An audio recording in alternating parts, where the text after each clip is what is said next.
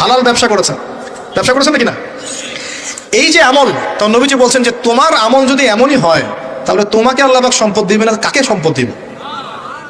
মানে তুমি আল্লাহ পাকের যে সম্পদ, রিজিকের যে শুকরিয়া আদায় করো, কৃতজ্ঞতা প্রকাশ করো যে আল্লাহ আমাকে ভালোবেসে রিজিকটা দিয়েছেন, আমার হাত থেকে পড়ে গেছে, আমি তুলে খাই। এই যে আল্লাহ পাকের নেয়ামতের প্রতি তোমার যে শ্রদ্ধা, যে সম্মান, এর শুকরিয়া স্বরূপে আল্লাহ পাক তোমাকে এরকম সচ্ছল বানাই দিচ্ছেন, আপনি কিছু করার নাই। তো উসমান রাদিয়াল্লাহু আনহুর মতো ধনী হতে কোনো সমস্যা আছে?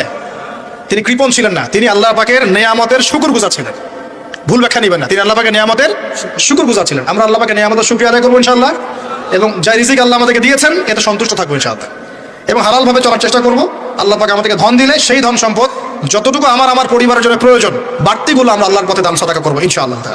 আল্লাহ পাক আমাদের সবাইকে আল্লাহর রাস্তায় দান করার তৌফিক এনায়েত করুন, আমিন। সমাজ কল্যাণমূলক কাজ করেন না, জনসেবা করেন, মানুষের সেবা করেন, মানুষের কাছে থাকেন, সোশ্যাল ওয়ার্ক করেন। এই যে